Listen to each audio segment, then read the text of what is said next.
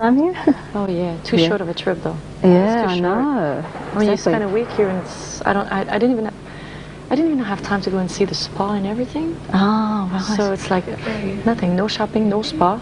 No spa. No, so I have to go. Okay. And where's Seth when you are? On mobile phone. Okay, hi Celine, how are you? I'm fine, how are you? Welcome back to Australia. Great to be here. You've been here a few times now. It's my 4th times. But I think this time you're looking at the golf courses a bit more this time, aren't you? I'm trying to. You know what? There's so many things you can do when you come to Australia. There's not enough time. Like, I'm here a week, and it's like, forget about it. Like, I especially being at the Crown in Melbourne, it's like, the hotel is so spectacular. The spa is just there a week, just there is, you need it. And there's the shopping, and then there's so many wonderful restaurants. Anyway, it's great. I'm enjoying myself like crazy, and I'm trying to play golf in between the interviews and all that, but so far so good. I've been enjoying myself like really, really crazy. What's this obsession with golf? Because I, as a novice, I don't get it. Well, it's a new passion. It's to me, it's not a sport. Actually, I was trying to look for something. I'm trying to find a balance in my life, in a way. Spending all my life inside in recording studios and airports and TV shows and interviews and all that. I need to go outside. I travel the world, but I never see daytime, and I never see, I never feel the breeze. The breeze. It's like I need to do something outside. And my life is like not a competition, but I'm in sort of in competition, but with myself in a way. I have a hectic life. It's busy, it's fast. Travel, jet lag here and there, go, 3 shows here, we're back home for half an hour. Go. It's fast. I don't want to go and do a sport like tennis, for example, where I'm going to go and run again. I'm looking for something I just can have contact with nature, breathe slowly, be in contact with flowers and plants and trees, and talk with people and do a little hit here and there. And I mean, it's a wonderful sport, and I feel like it's like a passion, and it gives me a balance in my life, and it's just a wonderful thing. I'm really happy I have this. Have you golfed with anyone famous? Because a lot of people are into golf these days.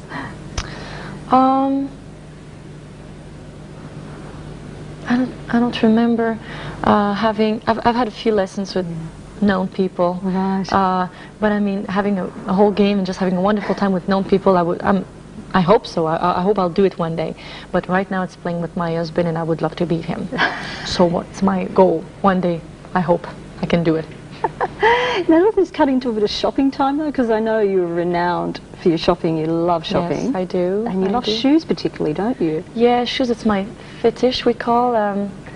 Yeah, I'm crazy about shoes a lot. I don't do drugs, I don't smoke, I don't drink, I don't really go out in clubs and dance and all that, but shoes, it's my little thing that I do love very much. I don't know, I love it. Do you have any idea how many pairs you might have? I have an idea, but I didn't count everyone. I'm probably close to 1,000 pairs or something like that. Yeah. But while you're here, you also you also spent some time at Children's Hospital. I mean, that must have been wonderful for you. Yes. Do you do that a lot now? I mean, not as much as I would love to, but I think it's very important, and it's so touching. I think it brings you back on Earth, in a way, because everything I do, I travel the world, and I meet some wonderful people, and I stay in best hotels in the world, and I mean, this is just spectacular life.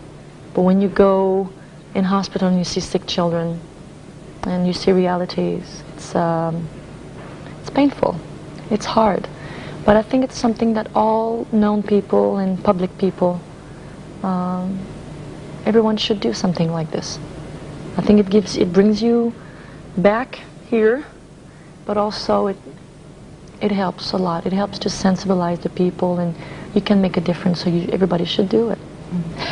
Cystic fibrosis is the cause that you are particularly a spokesperson for now, Yes. because you had personal experience of that with your niece. How difficult was that for you to go through what she went through? Not as difficult for me that it was for her, because she's the one who's been suffering. She passed away 4 years ago. She was 16 years old. It's been hard for her. It's been hard for her mom, and it's been hard for the whole family, of course, but I found it really hard because when she passed away in my arms, it was like I felt like I was a failure. She counted on me to, because I was a spokesperson, I could find a solution and I'm going to cure her. So that's how she thought and what she thought I could do. So when they couldn't find the cure on time for her, and when she passed away, I felt really that I just left her in a way, that I felt really bad about it, but found back my strength, and it's no time for, oh my God, you know, so I'm still fighting for her, and I'm fighting for everyone who's with CF, and we'll get it with the support of everyone, and people are very, very generous, so I'm not worried. With lots of work, we'll get it. Yeah, dying in your arms, that must have been really tough. It's been tough, but it's been giving me a lot of strength now. It's escorting her to heaven was a very big moment in my life. Yeah, I mean, it's incredible when you think where you started. I mean, you're a family from 13 people. You probably had no idea where you are now. Is just extraordinary. It's been an extraordinary trip for you, hasn't it? Yes, having 13 brothers and sisters, I'm the 14th child of the family. So being 16 people with my parents 3 times a day during, you know, around the kitchen table was quite an interesting experience. They're definitely my strength and my support. And I'm the baby of the family, so I'm very spoiled. And we're very close. I do have a brother and a sister working on tour with me all the time, so it helps me to, because I miss my family a lot, but I guess it's the price to pay, to be away from them. You can't be in Melbourne and be at home with all of your family. So I'm not complaining because I want that life, but I always can't wait to come back home and see them. And Rene, your husband and manager, I mean, you must have a very special relationship. You've known each other for so long. I mean, you first went to audition... For 16 or 17 years, something like that, yeah. You were like 12 years old when you first... I was 12, yeah. Yeah, I have met Rene, I was 12. Of course, I was not romantically involved at that time. Don't even think about it. But I loved him. I always loved him. I thought he had a lot of class, and we had the same goals and same dreams about where we wanted to go, and I always respected him so much. He respected me a lot, and I mean, we were going the same way. And 3 years ago we got married, and it's just been, I'm the luckiest person in the world. I know you've been talking about practicing for having a family and that. Is adoption something you would consider if, you know, if things didn't pan out, or would you... I haven't been thinking about this. Because I know for sure that there's everything works very nice. I mean, I have no problems health-wise, and neither my husband. But I think I just need a break. I think I just need to stop for a little while and work on it, because I'm a very like I'm like an athlete. Like I give a lot, and I'm nervous, and I just fight all the time. So I think my body needs to rest and to be willing to get pregnant. But I haven't thought about adopting yet. Hopefully I can have a child, you know, with Rene on my own. I would love that. Because you were going to take a year off, and then you've come out with another album. Let's talk about love. So you're back working again. Yes, I know. But I'm 29, and I never thought I was going to come up with an album like this one. So I'm glad I did it. I mean, it must be extraordinary to think, when you think of all the people on this album that came together to work with you. Do you ever just sit back and go, wow, you know, the Bee Gees, Carole King, Barbra Streisand, Sir George Martin, legends. Pavarotti, I know, it's... I think that's the album of my life. And I want to make sure that this album has a long life, and I can't wait to tour it. So I'm looking forward to come back to Australia as soon as possible to tour. So I'm supposed to start a new tour in August. I will be starting in the United States, and then I'll tour Canada, and then go on, and I'll be touring for about a year and a half, I think, and I'll be coming here and see you guys perform for you. I spoke to Sir George Martin last week, because he's here, and you've done a wonderful track on his upcoming album, Here, There and Everywhere, which I think is my favourite Beatles song. It's such a beautiful track. It is a wonderful song. Yeah. I was very proud to be part of it, and while I was working with him at that time, I've asked him if he could produce one of my songs on my album, and he said yes, so that's a big thrill, a big piece of his wonderful talent that he gave me. It's great. Any chance you might get on stage while he's here and sing that song with him? I don't know. I don't think so, but I mean, I will definitely try to go and see his show. I would love to see that. And I mean, some of the other people you worked with, like Barbara Streisand, who was obviously an idol of yours. Was there something you were just dying to ask her? I mean, when you get to meet somebody like that? Of course, she's my idol. She's the person that I look up to in show business, and I always wanted to sing with her because since I'm very little, she's the one that I've been singing with, listening records, and so singing with her was definitely an incredible experience for me, and we are getting ready to sing at the Grammys together live for the first time together, so I'm looking forward to it, but it's been spectacular. Oh wow. Did she give you any advice, or did you have any good just chats, and did you really strike a friendship up at all? I consider her as a wonderful friend now, because I went to her place and she invited us for dinner. We had lots of laughs, and she's wonderful. I love her as a woman, as a singer, as an actress. I'm a big fan. I'm a groupie. I'm in love with her. And the time she gave me, it's something that I will cherish for the rest of my life. I have this on tape, I have this on record, and I'm glad.